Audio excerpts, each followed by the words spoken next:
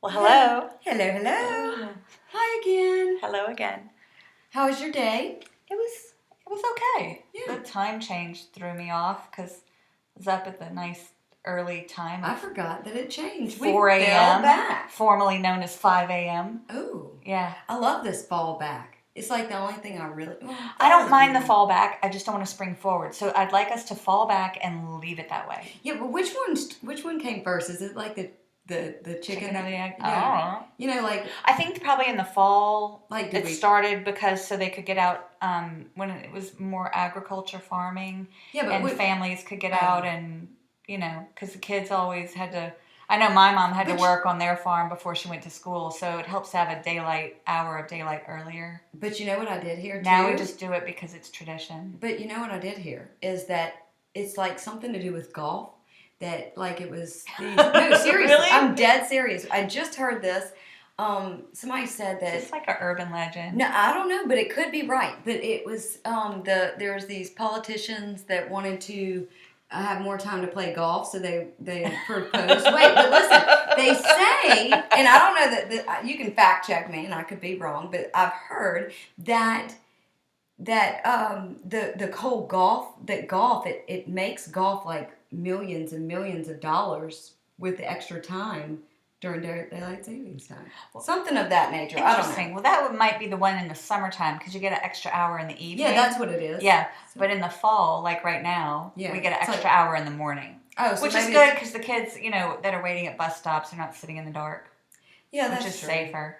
Yeah. So that's a good thing. I don't get it. My brain doesn't comprehend that. I just need sleep. I want sleep. I always want a good night's sleep, and it's. Oh, I don't get enough of it. That's for sure. I know, me either, but it's okay. No, I get enough. I can't do any more than 6 hours. If I get more than 6 hours, I'm just garbage. Well, that's my body was like, woke up and it's like, I'm tired of being horizontal. You're gonna have to change. So I just got up and started my day. Yeah, Michelle has been up since 4 a.m. like working on our podcast and doing all the technical difficulties and because I really don't know what I'm doing, so I'm learning. But well, we're on YouTube now. Doing. She's really does. I don't know what I'm doing. And we're on SoundCloud, so that's exciting. Yes, and you can follow us on Twitter. Instagram, and that's all I know for right now. Yeah. We should have our website up and running soon. Yeah, it's coming. And I think after that, then we'll be trying to get onto Apple's iTunes. Probably so, yeah. Yeah. So hope that you'll stay in touch, stay in tune. Yeah. Yep. As we roll down the highway. Anyways, so. I guess one of the things that we were been going back and forth about talking about is following your calling and what you're supposed to do, and I guess that goes hand in hand with this podcast for sure. It's been we didn't exactly know where it was gonna come to this, but you just kind of see all those road signs along the way, and then you're led to what you're supposed to do and what that calling is, and sometimes we don't want to acknowledge what that actually looks like. Right. Mm-hmm. But yours took a little longer to embrace. Yes, I would say so. I think you ignored it for a while. A long, long time. And wow. Yeah, it's funny now because sometimes once you realize what it is you're supposed to do, you look back and you're like, oh, that was a sign. That was to lead me up to where it was. And what I guess I should elaborate with is, so now I communicate with people that passed on and have for the past 4 or 5 years now. And before that, you just didn't realize it. Right. Now it's daily or, very, very often. But before, it was those little bitty cues that I didn't realize what was happening. Like, I can remember as being a little girl, and there was what I know now, which is funny, but what I know now to be an orb. But I remember seeing it above my closet door. But back then I thought it was like a giant smiley face. Like in my mind, and I remember going to my mom and saying, hey, and I was probably 11. And I said, Mom, there's a smiley face above my bedroom. I mean, felt my closet door. And she's like, okay, well, all right, well, okay. And so okay, I just went along with it. But even as a child, like I can remember going to funeral homes and just being at complete ease. Like I can rock a funeral in a heartbeat. Like, wake, give it to me. Bring it on. I can make your sandwiches and work a funeral crowd like nobody's business. So, if this doesn't work out, we could go into catering. I can definitely, I can at least do the wakes. funeral business. Yeah, I can do the funeral business. But no, it's all those little bitty cues that you start to recognize, like even from dreams, and realizing that that's not a dream. That really happened. And it wasn't until I really embraced my gift that I realized that, the way they come through is a lot similar to a memory. And so what I'm getting at is those little bitty things that they're little bitty stepping stones, and they're seeds that have had to be planted over a long period of time for you to realize what your calling is. And sometimes I feel like we kick and scream and we're like, no, I don't think I want to do that. That's scary, especially, in my field of work. For your situation, yeah. I think in like I'm just a, average. I don't have that kind of gift. No, you're far from average. I would. Well, I don't think anybody's average, but I think what you had to embrace and develop is a little more daunting than something else. That's because it's not the norm, right? And there's no real path of this is how you do this, and step 1 and step 2. No, there's no. You book. Can't really Wikipedia. No. How to listen to people that have passed on and make sure their messages get to their loved ones. This is true. So you've really had to dig deep and and find your path and figure it out and work on your inner dialogue and a lot of inner dialogue and outer dialogue and intermediate all of the all the dialogues right. But I feel like honestly when you do what you're called to do, everything that you need, all the tools that you need in your toolbox are automatically provided for you. Even if we don't want to acknowledge them at times. There's a point where you go, oh, it's like your little light bulb moment. Mm-hmm. Like, oh, this is what I'm supposed to do. And it could be, for you, it's giving messages and, mm-hmm. and helping people in their grieving process. And for someone else, it could be, whatever it is. But when you have that aha moment, then all those things, they kind of all just line up, and then you're like, oh. And then things start flowing. Right. Because once you've recognized it and you have that moment, then the things coming at you don't feel out of place. Right. They feel right where they're supposed to be. Right. You know what else is funny? It's interesting how, and I think we touched on this a little bit in our pilot episode, but it's pretty important. But it's those little things that go in that are brought to your attention from various places and sources. And once you learn how to recognize those little signs as signs, those are that's like pointing you in, like, go here, turn here. Right. And it's opens up a whole new world. Oh yeah. And when you acknowledge them and you say, oh, I recognize this as a sign. Right. Thank you, universe. Thank you, God, for that. It's amazing how often they will come back. Absolutely. Well, okay, so I'm reading this book by Marianne Williamson. Mm-hmm. It's called The Law of Divine Compensation. And she's written other books. There's actually a quote that inspired me years ago about, who are you not to let your light shine? Mm-hmm. Because, God's light, when you shine, it gives other people permission to shine. And who are you to not, use the gifts that God gave you? Right.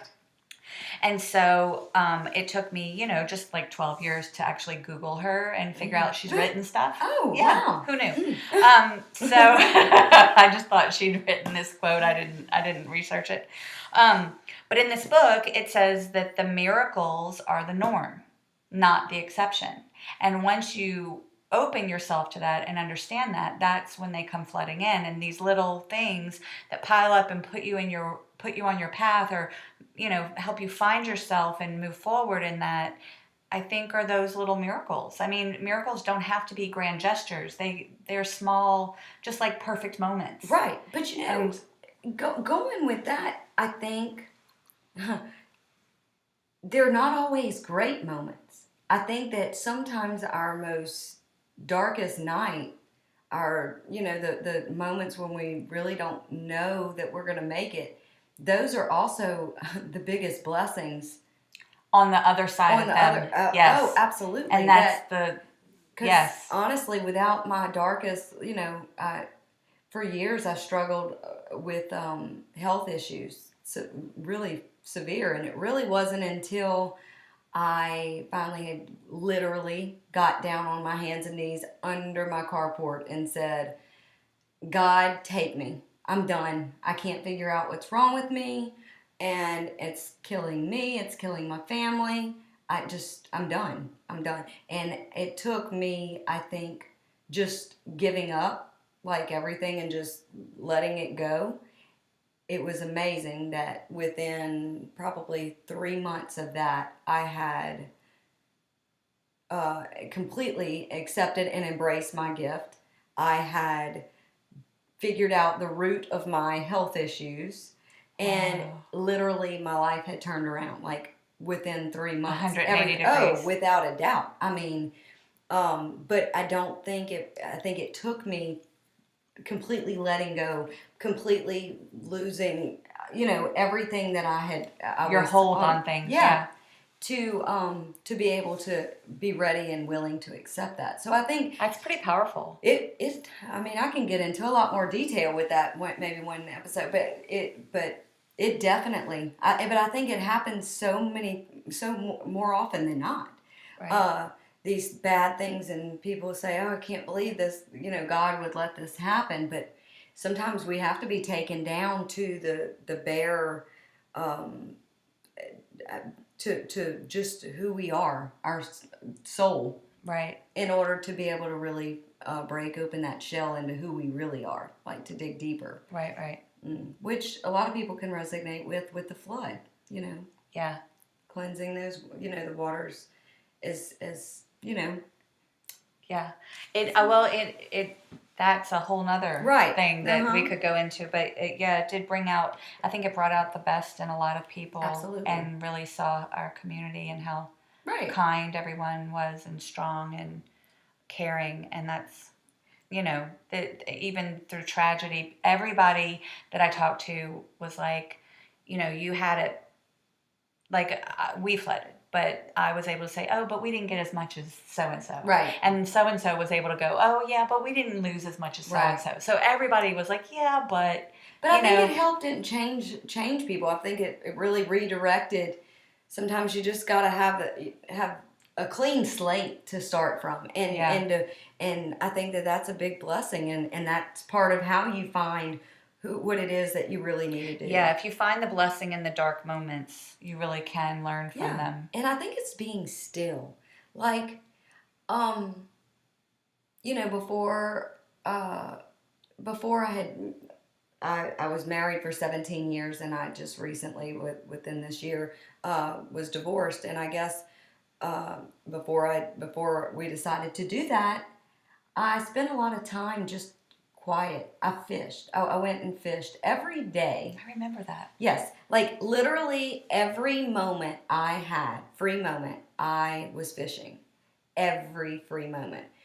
And it was kind of ridiculous. And probably for 3 months, that's all I wanted to do was fish. And unsuccessfully, I might add, I probably caught, my poor neighbor would listen to, come out there and, are you doing any good? No, but it was so therapeutic to just cast and to just sit and to be quiet. And, I think that looking back, that's when I felt that, God spoke to me the most is when I'm at times of just quiet. Right. Quiet. But I think you have to be still to listen. Yeah. And that puts you where you need to be. Sometimes we feel like we have to be constantly moving. Absolutely. But I think that we actually do. Our lives are geared towards move. Yeah. But really, we should be sit. Yeah. Yeah. When we listen and make ourselves. And you know what? I'm as ADD as they come. So the fact that I can sit there and fish, I'm giving you hope for everybody. Everybody. So I guess, you know what? You don't have to force it. It's letting go of the force and just letting it be. And right. Just treading water for a little bit and figuring out let's just sit still. We don't have to react. We don't have to act. We can just stay here. We're going to put a pin in it and see what happens. Yeah, I like that statement. We're going to put a pin in it. We're going to put a pin in it. Just stick right on here. I like that. Yeah. Just let it gel for a little bit. That's right. But I think whenever you make decisions and you're making them and you take each little thing that even should I go to Walmart today, all of those little choices lead you to where you are. When you think back, it's really, really cool to look back and to say, oh, wow, how one little thing, one little choice could have thrown you into a different place. But I think whenever you are really up in the air about should I do this? Should I take this job? Should I do this? Ask yourself, where's that coming from? Mm-hmm. Does it feel good? Does it make me feel nervous? Because being nervous can be a good thing, but where is it coming from?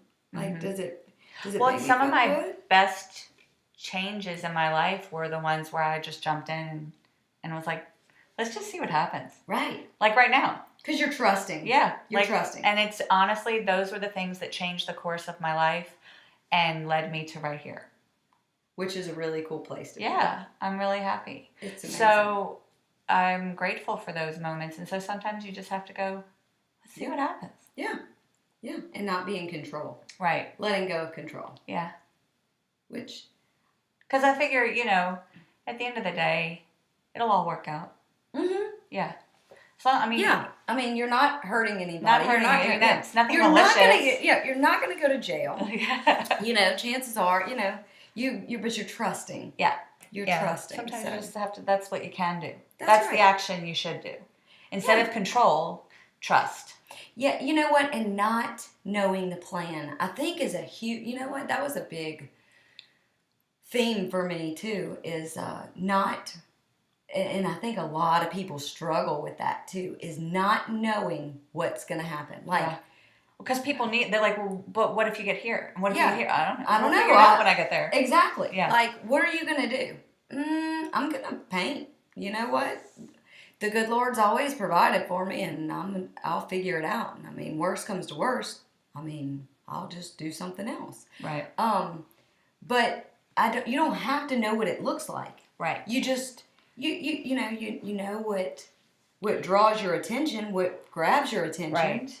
And what propels you, what force is pulling you there, but you don't have to necessarily know what it looks like. And that's more fun, to not know what it looks like. Right. And to just show up. Be like, okay. Yeah. Okay. I'm here. Yeah. What's happening? That's right. Yeah. Which definitely is not an easy thing for just anyone. No. But if everybody could take some time to figure out what do I do in my day that I love? What do I do in my day that fills my cup? What do I do that recharges me, that gives me energy, that when I walk away from it, I'm like, wow, I'm so glad that happened. It could be talking to people. It could be, I don't know, whatever it is. But it's a matter of becoming aware of that thing that does recharge your batteries. Because that thing that recharges your batteries is the thing that you're supposed to do. Exactly. Yes. And it could be, something that's not the norm. Look at Noah. Yeah, absolutely. Pretty sure, Yeah. they thought. I mean, I would have thought he was crazy if I was his neighbor. Oh yeah. I mean, well, but he did it. Yeah. And thank goodness he did it. That's you know. right. So I think we all are we have to figure out what our arc is. That's right. It's it doesn't have to be that big, and it doesn't have to be that off, the beaten path. It's just a matter of recognizing it. That's right. And embracing it.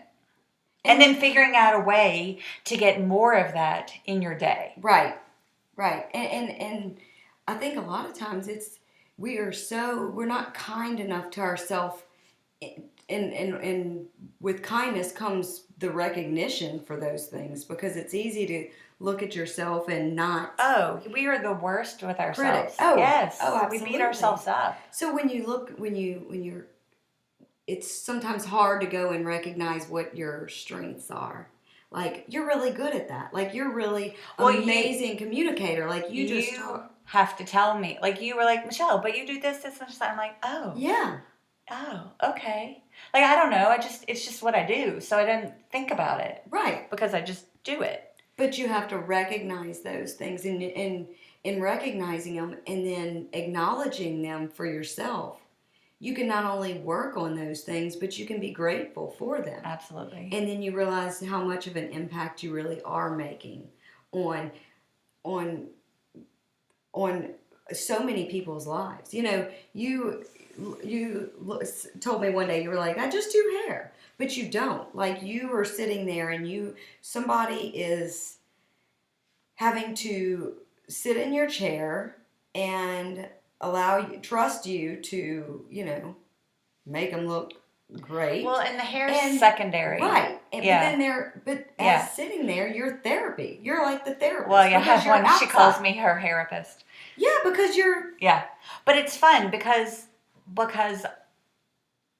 I learn too. Yeah. So, like, we learn together, and at the end, your hair looks good, and you feel a little better, and that's what I like. That makes me, like, if people leave feeling better about something, because most people, in a day, you have conflict about something. But you're an unbiased thought. Like, you don't necessarily have it. There's no attachment to the people that they see every day. So you're a safe zone. Right. You know what? Hairdressers really should have, like, a privacy clause, like attorneys and things that. They should. Seriously, they should. Luckily for me, I don't remember specifics. True. Yeah. I'm good at remembering if you told me something, how you felt. Uh-huh. So I might remember when I saw you last, you might have been happy or sad or frustrated or, confused, but I won't remember exactly why. Right. So I won't remember, because somebody came back one time and they were like, oh, I'm so glad I did what you told me. I'm like, what did I tell you to do? Yeah. Like, I don't remember. Oh, gosh. Did you take minutes? Did you take the minutes? I don't remember, but I'm glad it helped. Like, so, yes, you really, people do let their guard down, and you have to respect that. That's right. And everybody wants to feel better at the end of the day, and everybody wants to feel validated, and everybody wants the same things. Mm-hmm. It's just different ideas of the same things. Right. And it's being accepting to all of those things. Like, it's okay. It's okay if it's different. And you know what? If you're having a hard time at work, what things do you enjoy in it? Finding the joy within the journey, and not being afraid to change if it's not working out. Right. I think sometimes we get complacent in what we're doing, and our bodies are just craving, and our minds and souls are just craving change, but we're so afraid of it. Right. Like, because what's going to happen? Well, because when you have faith, when you just let it go and say, you know what, God's in control, I'm going to go for it, and whatever happens, happens. Right. Yeah. It's a very freeing thing. And I get there's times when you can't just change. There are times where you can't just jump. Mm-hmm. But even though you want to. So, you have to find the small ways to fill your cup so that you have moments of the day that you can look forward to build yourself up until you can make a bigger change. Right. Because, right. It's not always so, yeah. Like, there's a real. Right. There's real, issues like, mortgages and car notes. And, or you can just get rid of all of the above. Yeah. I'm just kidding. Yeah. Just get rid of all of it. But no, the reality is, if you can't make the big change, you make the small changes. Right. Little and then step that, of it. and then that, plant yourself a little rose garden. Right. And so you have some happy. Find joy. You got to find joy in the journey. And if you don't have joy, then, and you don't have something that makes you happy, and it can't be from someone else. You can't find that happiness in someone else. You have to say, what makes me happy? So my takeaway, or what I want everybody to take away today, is look at yourself and say, what makes me happy? What brings me joy? For me, it's art. I paint, and it is communicating with others. It is sharing my gift. Those things fill my cup in massive ways. And you know what? I'm so grateful for those things. Took a long time to recognize what those things were, and sometimes we have to dig deep and find it out. But if you're looking and you say, I don't know, then make that your mission. But how exciting. If you don't know, then you're about to go on a journey. Right. And the sky's the limit. Yeah. You're about to, this is like a little mystery. Right. And we get to figure it out. You might like putt-putt. Like, you might be the best putt-putter and just, get complete joy from putt-putting. Absolutely. It could be anything. It could be. So, I think that's, listen to yourself and find that joy. Because if you have joy, then what else do you have? What are you living for? Right. You're living to pay bills. You're living to provide for your family. But what are you providing for yourself? For yourself, and how can you provide for your family? And you can still find your joy and provide for your family. You don't have to have one or the other. Absolutely. So you don't be afraid. That's the goal. Right. Don't be afraid to look for the joy. And think that you're going to have to sacrifice providing for your family. You're not going to have to.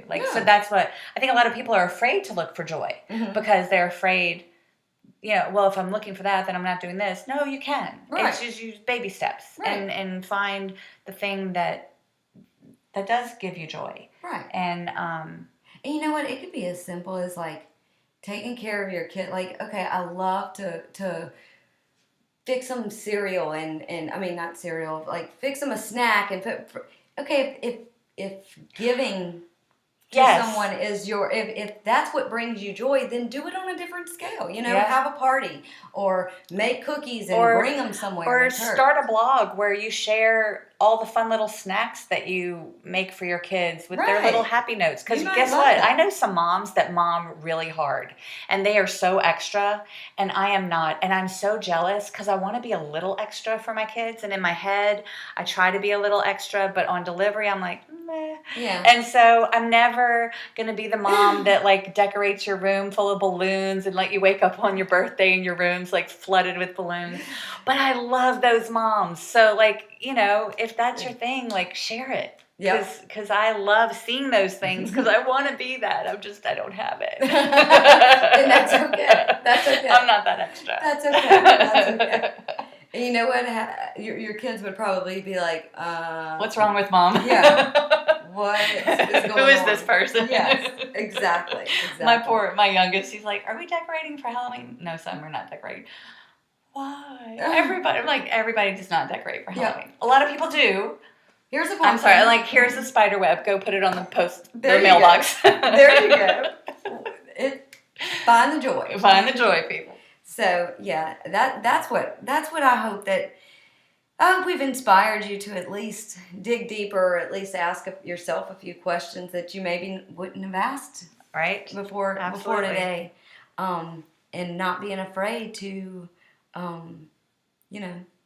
take that journey and take the plunge into figuring out what it is you're supposed to do, and not be afraid of the results. So,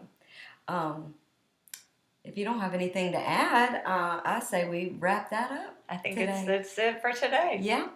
Yeah. Please follow us on Instagram, Twitter, YouTube. We'll be on iTunes soon. SoundCloud. Tell your friends. Subscribe. Subscribe. Tell your friends, and if let us know what you think, and if there's a topic you want us to talk about, I promise you we can make that. We can make it happen. So bye until tomorrow. Beep beep.